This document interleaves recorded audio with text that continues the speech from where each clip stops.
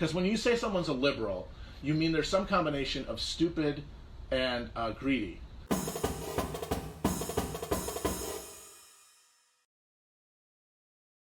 Here's Matt Crispin back before the 2020 election, and he's talking about, you know, voting for Democrats and being radical, being left, and why that leads you astray. But this is actually a good segue to something I wanted to talk about, referencing something I had said later, or earlier, and that is that we're talking about Chomsky. And we're talking about anarchism, libertarian socialism, and I said that Chomsky is a liberal. And people got justifiably defensive about that. People who respect Chomsky's views, people who find liberal to be an epithet and not a descriptor, people who, you know, feel a lot of value in the anarchist tradition, which is totally understandable. And now, you know, I thought about it a little more, and I realized that I misspoke. That I think the basic principle I was arguing is correct, but I did not elaborate clearly enough on why. So my basic argument there was, so some leftists like Mehdi Hasan and are dragging out, as Democrats do every 4 years, the increasingly aged Noam Chomsky. They wind him up like a fucking Teddy Ruxpin, and they ask him, should you vote for the Democrat? And he says yes. And then people like Mehdi Hasan say, see, Chomsky says vote for Biden. You're not to the left of Chomsky, so that means the left position is to vote for Biden. And now, Mehdi Hasan, I think, probably has bad faith in that. But I don't think that Chomsky has bad faith. I think a lot of, like, you see people talk about how when this comes up, they'll say, oh, you know, he was at MIT all those years and defense contracts. And I mean, the bulk of his work and the bulk of his work on life belies that being real. I mean, he clearly says what he believes. He has paid the price for saying what he believes his whole life. And well, I want to just pause it here and just say that Noam Chomsky's own analysis applies to him as well.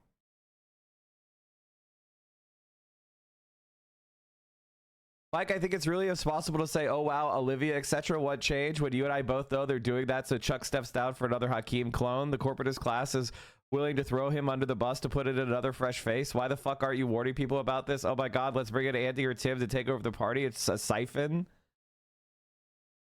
Okay, I want to just let you know that your point is well made. I think my audience is fully inculcated against falling for that, right? Like, I feel like I've taught you guys how to be smart, which is why you're overreacting and yelling at me. That being said, you're looking at it the wrong way. You're looking at it like a doomer loser, which, you know, I understand. I get it. You know, times are tough. The Democrats will betray you. You know, you're right about all that. But what you should be doing is you should be looking at that and using it as energy and fuel for your side, which is, even these dumb fucks agree that Chuck Schumer has to go, right? You're not elevating them. You call them dumb fucks. Even the dumbest pieces of shit like Liviana, they agree Chuck Schumer needs to go. It's a sign showing that there's a broad consensus, and you make sure you throw in an insult and you throw in some well poisoning when you talk about them, right? You just be like, this person is the dumbest piece of shit I've ever seen. And even they agree with all the smart people. Everybody, the dumbest Democrats to the smartest Democrats, all agree with us. Chuck Schumer should go. Right? You don't go like, oh, Olivia, tell me who you think should replace Chuck. No, I get what you're saying. And of course, that's the danger. Right? Of course, that's the danger. But that's why our people being pushed is the sign. And that's why a few days ago, I defended AOC. Why did I defend AOC a few days ago on that letter? Why did I have a crash out a few days ago? Do you guys remember me crashing out over people attacking AOC and going like, that's so fucking stupid, and I'm fighting with people I normally agree with? Why did I do that? Because it was wrong. Because she was on the right side of the issue. And I think it's stupid to just throw AOC or, you know, squad members into the dumpster without a plan. AOC did a lot of dumbass shit during the election, and she's taken a lot of heat for that, and I criticized her for that. But at the same time, we need to have a nexus of organization. That's why I never abandoned Bernie either. When he was taking forever to go after Israel, I continue to apply pressure because it seems like the pressure is working. I am not a purity guy. I am a ultimate pragmatist. Do you know who I look at in history for my advice? Lenin, Mao, Xi Jinping. These are the people that inspire me. All right? I am not a purity guy. I'm a winner guy. I like parties that win, revolutions that win. I don't give a shit about pure thought. And so, yeah, if I could use AOC, then I'll use AOC. I won't throw the baby out with the bathwater. But I also understand something that's very important, which is she is necessary but not sufficient. She is there to heighten the contradictions of capitalism, even in a way she doesn't even understand.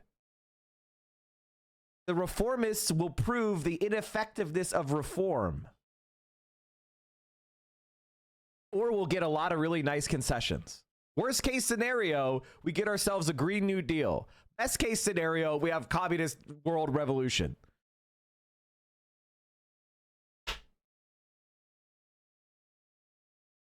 And revolutions happen in situations of frustrated reform, not fascist oppression. So it's our job to make the conditions of frustrated reform.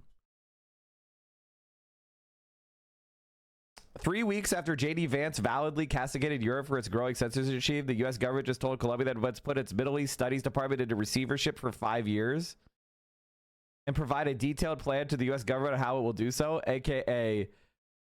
J.D. Vance did not validly argue anything. He's a liar.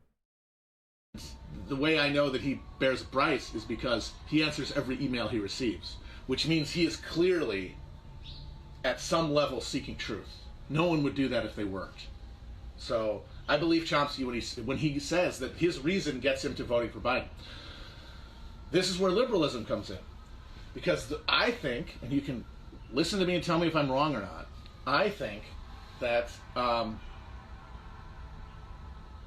that Chomsky's liberalism is why I think he's wrong, first of all, about voting for Biden. And I think his liberalism, not just to say he's wrong in isolation, but you've only ever explained something if you've explained why. A lot of shit that happens on the internet is people describing a condition and then calling that an argument. You haven't made an argument until you've added the why. So I will make the proposition that, first of all, we'll take the as assumed proposition among us that, yeah, you don't have to vote for Biden. That's silly. You don't agree with him. Now let's figure out why we disagree with him on this. And this is, once again, how I have reasoned it out. You can tell me how you think I'm wrong if you do. And the reason I made that people said Noam Chomsky's a liberal and that came up is because they had an intuitive understanding that that was tied to his wrongness in this case. And a lot of people took that the wrong way, and they're like, oh, do you mean it like he's too stupid, or he doesn't get it, or he's too... Because when you say someone's a liberal, you mean there's some combination of stupid and greedy.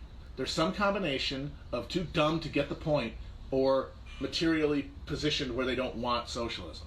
So they're either dumb or greedy if they're liberal. Like, that's what liberal is. It's some combination of those two things. And the thing is, we all are to some extent. And how much we are depends on our fixed position in space-time and the life we've lived. So correct. God, this is why I miss Matt so much.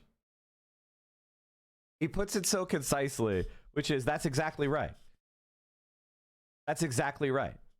And I use liberal as an insult, but I also use it as a descriptor. I don't just throw it out there when it doesn't apply. And all of us are liberals to a certain extent, right? And I think that it is hubris to say that you're not. It is lack of self-knowledge. But that being said, I know my heart, and I know what goes on in here, and I know what gets filtered between what goes on in here and what comes out here. And my filter, if I could get 1 day of free speech, just 1 day of absolute free speech. Just a single day where I was allowed to do free speech without immediate state repression. God, that's my fantasy. Actual free speech.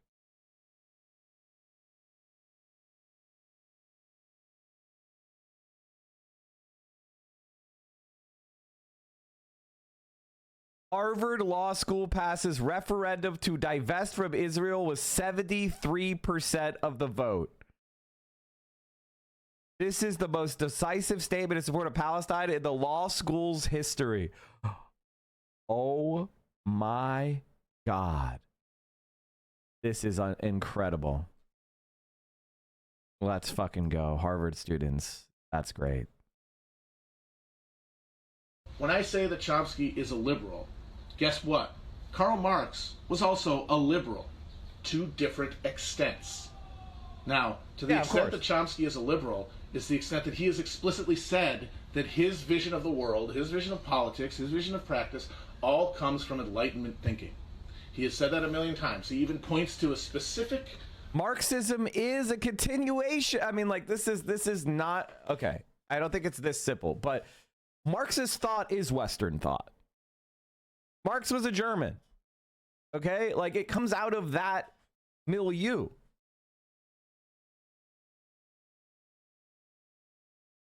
Like, it is not, like, it's very funny when people try to pretend Marxism is some sort of, like, foreign ideology to the West. No, it comes from the West.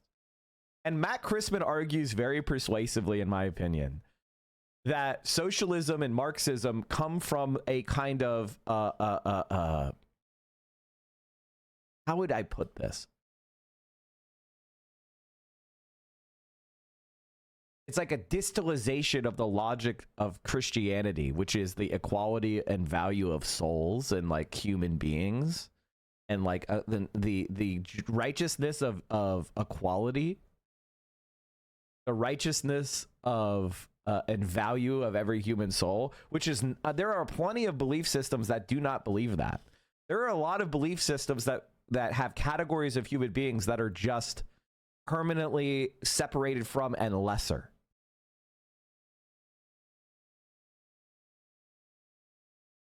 They mean Jewish? No, it's not. It's not Jewish.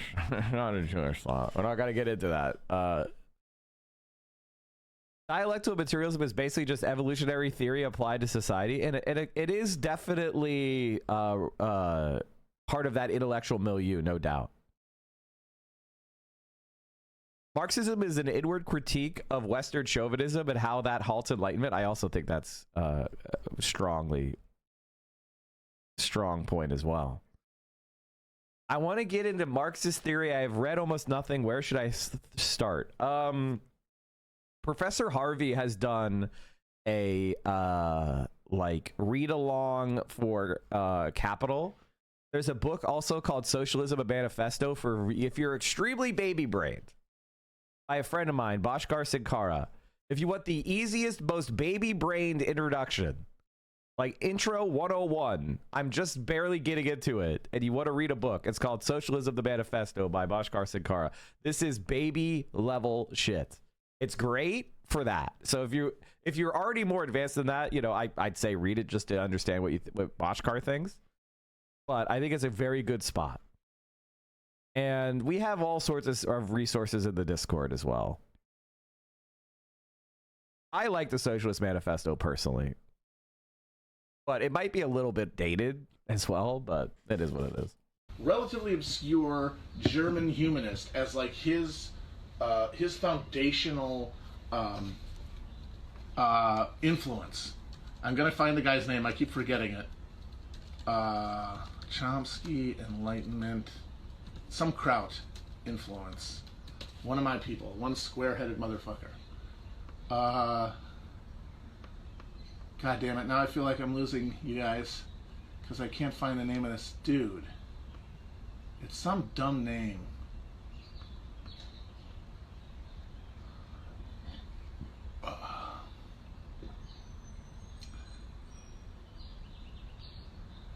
Anyway, I will find it at some point. In the meantime, what matters is that he fixes himself in the liberal tradition of personhood.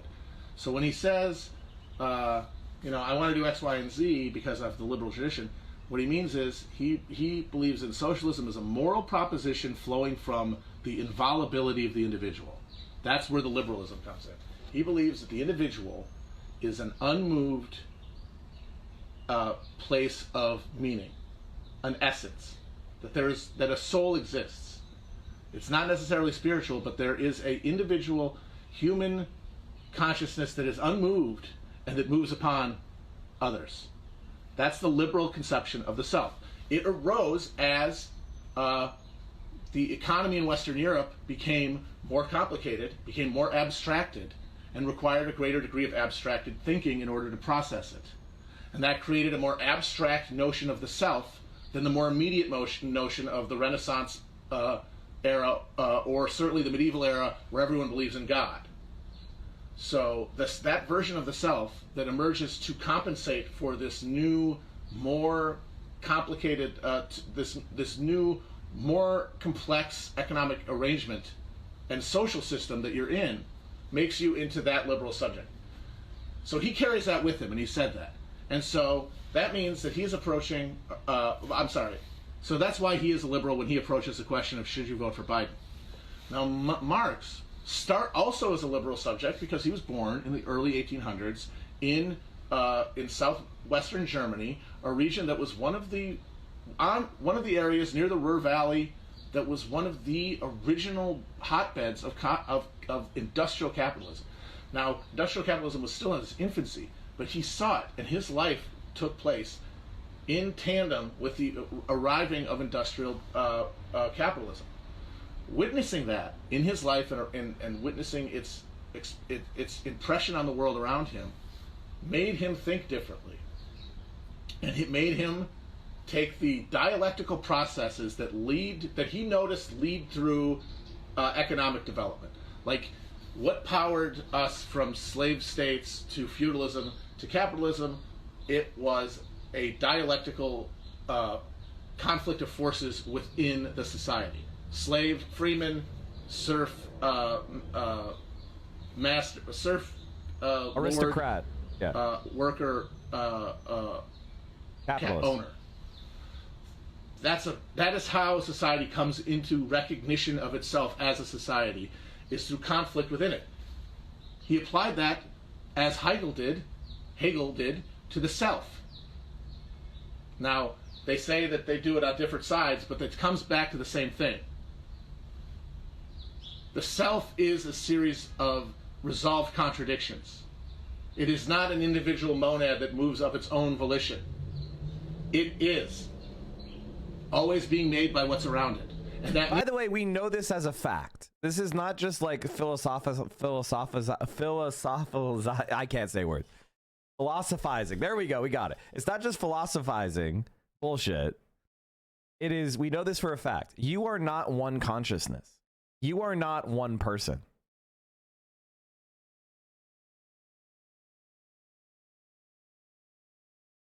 You are a unity. You contain multitudes. There are many wolves inside you. I think people have a very hard time with this, but this has been like pretty much experimentally confirmed through a variety of ways. One of them is people who have had their corpus callosum severed, which is a structure in your brain that connects different hemispheres. And they can oftentimes they'll have like one section of your brain is responsible for certain parts of your body, like, you know, explaining things and speaking. And another could be in charge of like physical movement. And they could be working cross purposes. Basically, they could disagree.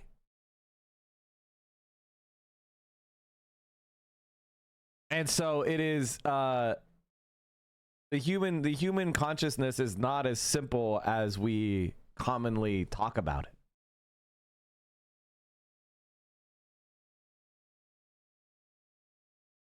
Senator Raphael Warnock asked about the performance of Minority Leader Chuck Schumer. I think come 26, 28, we'll get some new leadership. This is the biggest problem we have. It is basically relaxation bias or passivity. Executive dysfunction. It is, wow, things look pretty good, but maybe if we wait a little bit longer, things are going to get better for us. The answer is, if it seems like a good time now, act. There is a saying. I believe it's from General Eisenhower. I learned this when I was in the military, or I should say I was forced to learn it. General Eisenhower has a saying. I believe it was Eisenhower, or maybe it was Patton. I don't remember. The important thing is the idea. It says, a good plan executed now is better than a perfect plan executed next week. That is the single most, that's the reason why I'm streaming. The reason why I have a successful stream is 6 years ago. I wasn't an affiliate. I wasn't ready. And I just said, fuck it. I'm going live.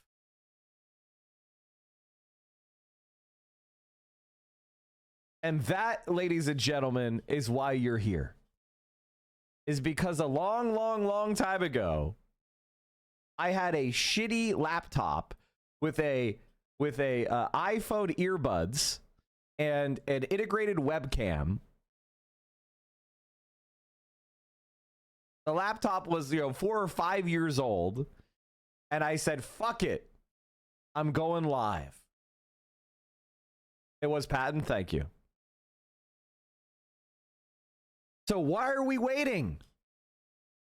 You waiting around for perfect? Perfect will never come. Good enough is what you need. And if you have time, you can go back and revise, and you can go back and sand, and you can go back and finish. But for the love of God, launch the ship.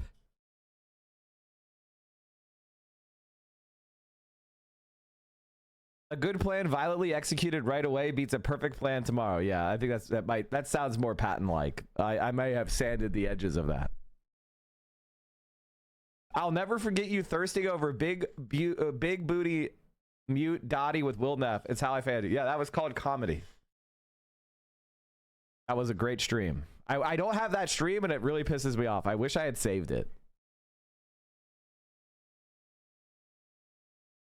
The self, as the West understands it, is trapped in the reality that we will forever chase perfected rationality, aka closeness to God. We have to have an externalized procedure to in opposition to self to exist. Oh, I mean. And the flat earth takes. I mean, like, look at this shit. I was teaching people about why minimum wage should go to $15 an hour. Short-haired Mike.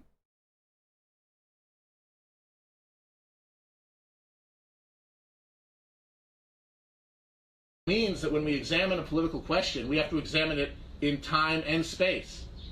So that is why same daily sub goal.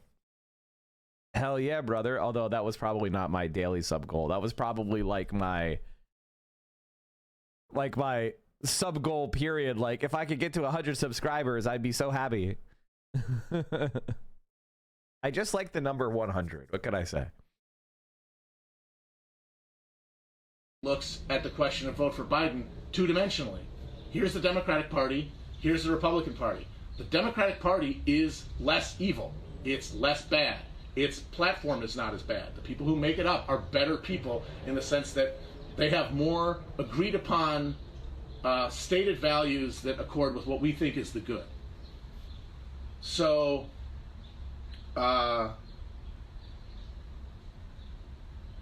shit, what was I saying?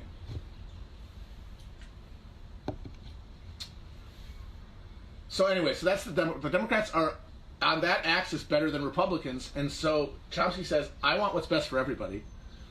The Democrats want more of what's best for people than the Republicans do, therefore I have to vote for Democrats. And the thing is, that's correct. He reasoned that out right. He's right, but only on that mere level. He has not interposed the context on top of it. And the context that Chomsky misses, because he's not applying dialectical reasoning to the question, is the role that the Democratic Party plays in making the Republican Party worse over time. They drive. This is what I tried to explain to Sam Cedar of why I wouldn't vote for Kamala Harris. Kamala Harris represents the Joe Biden wing of the Democratic Party, which is a party that's so incompetent and so evil that it makes the Republican Party worse over time because they do not operate as a party which is trying to win. Each other. The degree to which the presently construed Democratic Party is allowed to maintain its structure, the people in charge of it, and its material base, as in who contributes money to maintaining it, that will continue to, as it has, drive the Republicans bad, to the right, even more reactionary. So their rule is even worse. And that means that when they take power, they only intensify a process that's going to happen either way. Like, take, for example, if Biden is president during a world-defining economic collapse following, because, like, okay, say we get the virus under control, when we let back up, there is no return to normal. There's a huge demand gap that will have to be filled. And filling it will be a bigger challenge than the Great Depression. If the Democrats are in charge of that process, the way the Republicans were during the early days of the Depression, they will be the party associated with austerity because they will be doing the bidding of actual capital. And in a situation like that, austerity is demanded. So they will be that reactionary party, which means that the Republicans, they're not going to get less racist. They're going to get maybe a little less racist. They're going to get more redistributive, and maybe it'll be enough to get them into power. At which point you have they got more racist. A few mild social democratic trappings to a system that is mostly dedicated to like an ethno state. You flipped it over. You could have had the other thing. So whatever that is, that dimension is absent from Chomsky's analysis of the situation, and so it's wrong. And the reason he gets it wrong is because he comes from a liberal conception of the self. He thinks that the Democratic Party and the Republican Party are distinct things that move of their own volition based on what the people within them want. That's not the case. This is the point that, and also I would say Sam Cedar has the same exact view. This is why I have such harsh disagreements, even though I love Sam on this point. Is Sam Cedar thinks the Democratic Party operates on its own volition and it's an independent thing and they're just better than the Republicans and we have to do lesser evilism all the time and we should never demand anything and we should never hold them to account and we should just vote for the Democrat every November every time and you're irresponsible and unreasonable if you say the Democrats are unacceptable, right? And the reason why he does that is because he has trauma from 2000. The 2000 election, he blames the Green Party voters of Florida for George W. Bush. And the reality is, the Green Party of Florida is not responsible for George W. Bush. The Democratic Party is, because they refused to stop the steal. The 2000 election was stolen from the Democrats and they refused to fight. They let them steal it. Because of the Democrats, maintaining legitimacy of the institutions in the eyes of the American people was more important than the actual democratic will of the people. And they've continued to do that over and over and over again. Every election, they've gotten worse on that issue. The democratic will of the people has been more ignored in favor of their dogged defense of the Republican-led institutions. And they've continued that to the point where they're now passing Trump's continuing resolution in front of your eyes as Donald Trump is unconstitutionally dismantling the federal government. They're still doing it. There's nothing that will make them stop. Nothing will make the Democrats stop. They're rounding up American permanent residents for their speech and calling them terrorist supporters. There is nothing. What if they arrested? What if they started arresting American protesters tomorrow? You think it's gonna make a fucking difference? You think the Democrats are suddenly gonna go, oh yeah, now is the time to fight? There's literally nothing that is gonna make them stop. They're brought into being in conflict with one another. always, at the personal and system and intellectual level. So that is why Chomsky is wrong. And it comes from him being a liberal. Just an hour ago, you said you're going to stop screaming? Oh, well. I said, Marx was also, here's the kicker. Marx also, growing up in the early 1800s, had a liberal conception of the self that he interposed on top of dialectical materialism. So he accepts personhood to the level that Chomsky does of all humans are worthy of respect, that the golden rule applies to all recognizable humans, depending on how we define that. But then he puts dialectical materialism on top of it. Chomsky doesn't. And so that can run off in all kinds of wrong directions when it comes in contact with a place that has evolved beyond the conditions that produced to the original insight.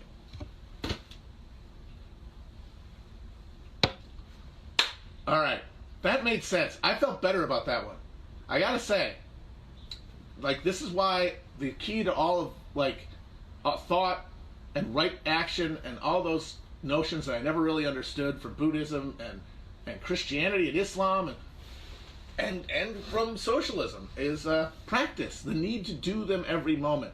And so, like, I felt kind of crippled by how people were going to think I was crazy when I started explaining things a few of the episodes ago.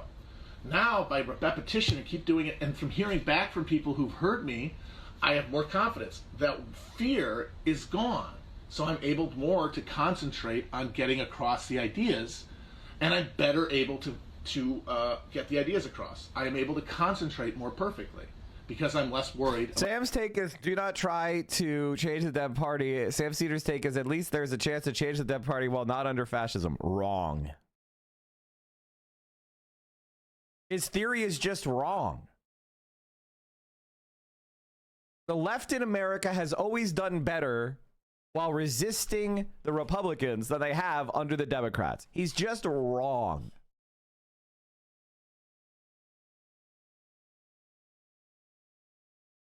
We got Barack Obama because we had George W. Bush. We got Bernie Sanders because it was a reaction to who? The left grew more after 2016 because there was Donald Trump. This is just wrong. And right now you can see it happening. The center is being discredited. Now, the problem that we have is that the Republican Party has gone so far right. Why has the Republican Party been able to go so far right? Because Joe Biden and the centrist Democrats have never offered any kind of constitutional or other hardball against the Republicans. The Democrats had the opportunity to ban gerrymandering, and they did not do it. The Democrats had the opportunity to protect voting rights. The Democrats had the opportunity to restrict super PACs. The Democrats had the opportunity to expand the Supreme Court. The Democrats had the opportunity to pass bills on equality, on abortion rights, on minimum wage. They did not do it. They just don't have a program that actually people can see in their life and then support. And you can see the alternative in Mexico. In Mexico, after 6 years in power, the left-wing party has an 85% approval rating.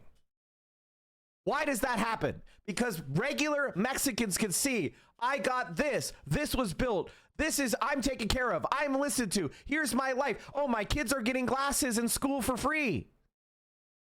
Oh, there's 1 million homes that are going to be built for Mexicans. That's a new program that Claudia just announced. Oh, we're going to build these high-speed railroads. Oh, we're going to build this. Oh, I have this. Oh, I can see this. Oh, I can point to that. Claudia did that. AMLO did that. They're going to do that. They're standing up against Trump. They're doing this. They're doing that. They can point to it. They can see it. And they're also engaged.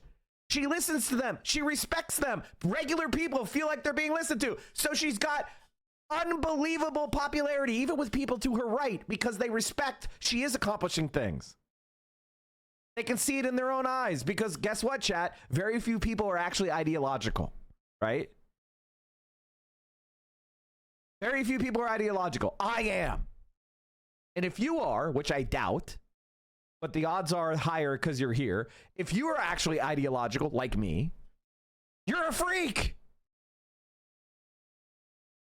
I don't see how we get to a big leftist party that can win and pull back anything through this fascism in any near term, because you have never studied history. Is my blunt and honest opinion of you.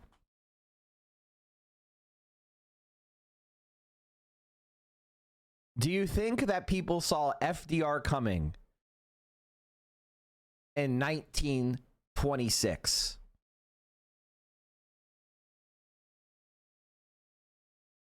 Do you think they saw FDR coming in 1928? You don't know what you're talking about. And that's just simply the truth. Do you think they saw the Russian Revolution in 1914? You just don't know what you're talking about. The reality is that you think you could see into the future 5 years and say what the outcomes are going to be, but that's never how it's worked. Do you think they saw the Republican Party in 1850?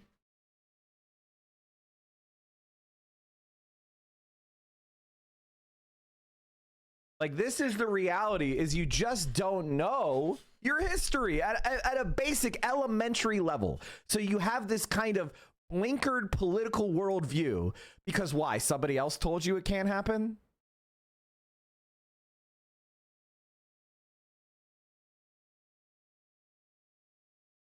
Are there angels with swords of fire at the necks of every leftist that are going to keep them from ever taking power? Like, what? You believe in magical thinking to constrain yourself into liberalism, and it's embarrassing.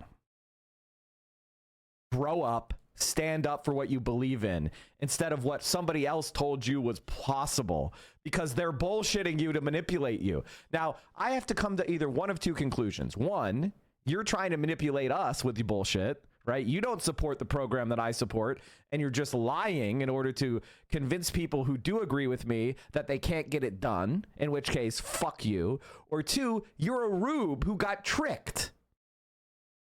And you're like a virulent, you're like a vector of stupidity running around spreading it. So are you a typhoid Mary of dumbass political takes, or are you a bad faith liar? Which one?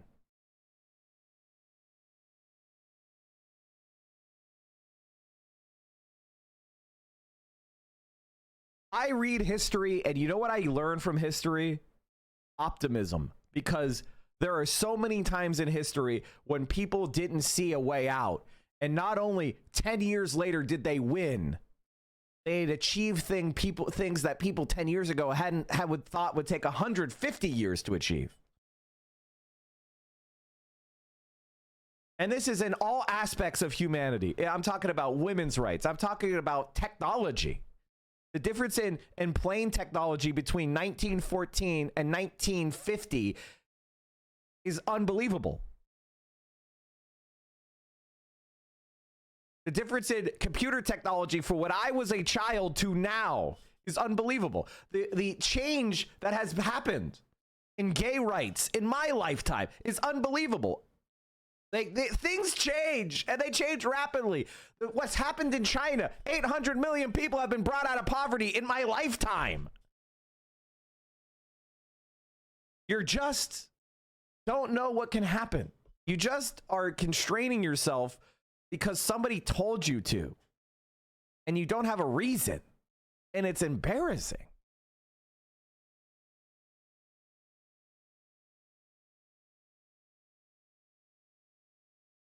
Literally everyone but them, but all of the Democrats protesting during the State of the Union by wearing a pink situation and holding up their little signs is the exact same energy, but 100 times worse, as all of those celebrities singing Imagine during COVID, living in their mansions and shit. That is what that's giving. It's the same exact energy as reading in your history book that, oh, the politicians who were against Hitler, well, they decided to try to stop him by showing up to his speech and all wearing purple hats. Do you hear how stupid that sounds? Protest is not for you.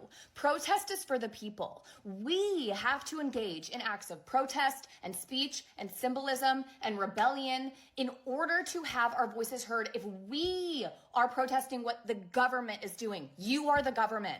You are the government, the ones we voted in to do what we need and to protect our democracy and values and rights. You are the person we're talking to. You protesting in there is just talking at each other. You're talking at the problem and then still sitting for it and acknowledging that it has power and just shrugging and wearing a pink fucking jacket.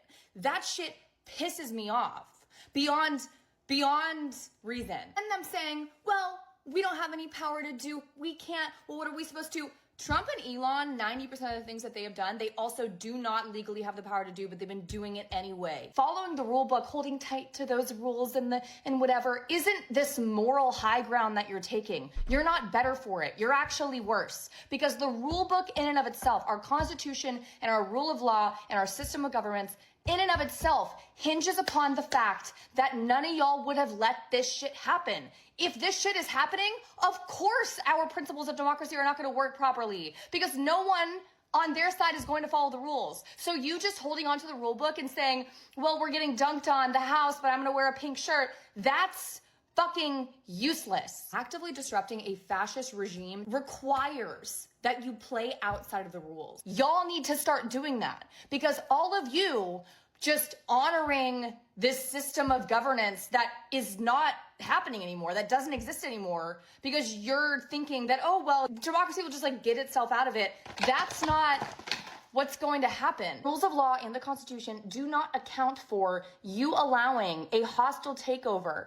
Bar for bar, honest to God, if you look it up from the 1930s, how Hitler took over the government, sitting in that room and pretending that this all still works is absolutely dignifying something that has lost all legitimacy. Sitting there and following the fucking rules and voting for shit that you're gonna fucking lose on, even though it's taking away the rights and dignities and money and everything, economic policy, everything. Our country is going to shut the fuck down. In 1 year, I don't think people realize how bad it's going to get. Okay? Trump threatening to fire all of the lawyers and judges who disagree with him, saying they're going to be investigated. The American Bar Association having to release a statement saying, fuck, like we are holding the line. We are bipartisan, but what the fuck? Like, this is really bad. You cannot, this is what we do. Trump saying, oh, the judicial branch is not allowed, lawyers and judges are not allowed to tell the executive branch what the laws mean, when that's literally to a T what our jobs are. That's the job description of what the judicial branch is. Acknowledging that the institution itself is broken requires acting outside of it now. And this is actually very basic political science. These institutions do not exist as self-justifying institutions. Institutions only exist as objects of social consensus. Laws only exist as objects of social consensus. Laws only, I'll give you an example of what I'm talking about. When you're driving on the highway, how fast do you go? Do you go the speed limit or do you go 10 miles over? The law says you're supposed to go the speed limit, but everybody goes 10 miles over. Why?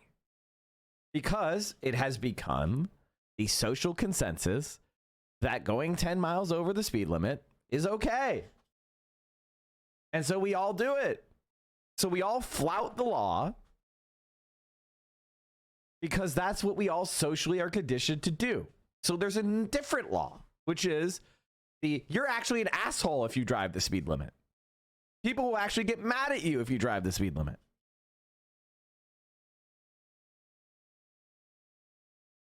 And so, but if you got pulled over and you were going 10 over, the cop could write you a ticket.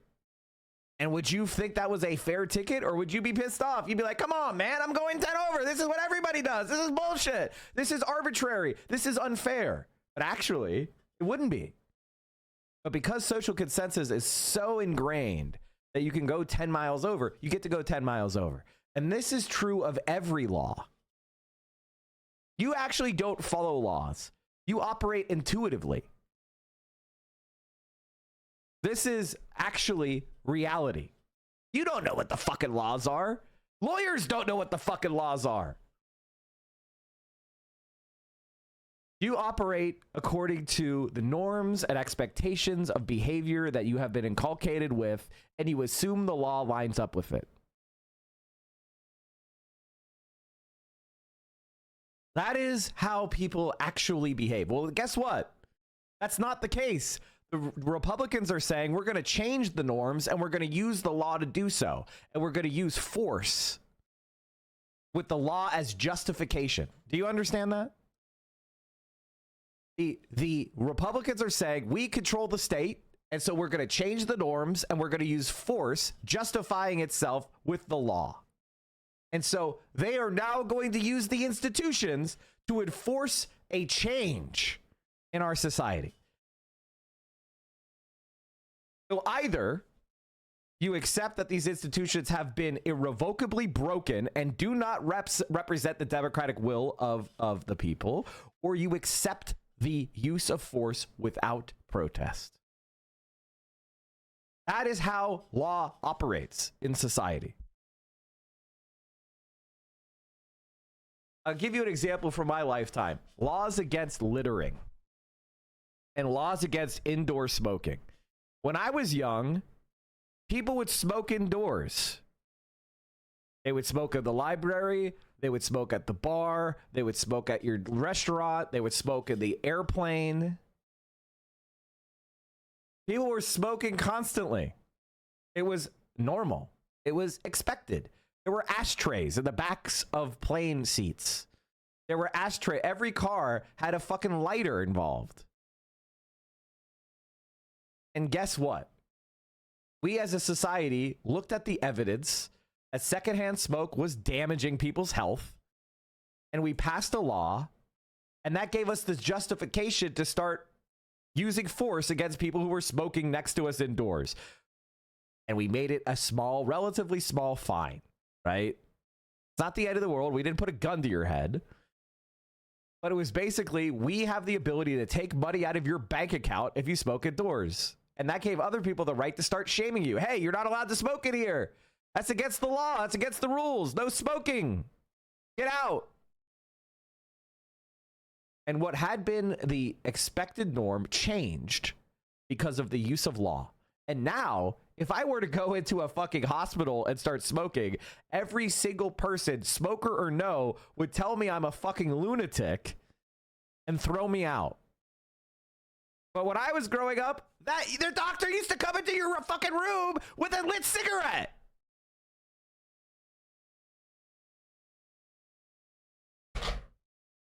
Like, so these are the changes that I have literally seen. Really?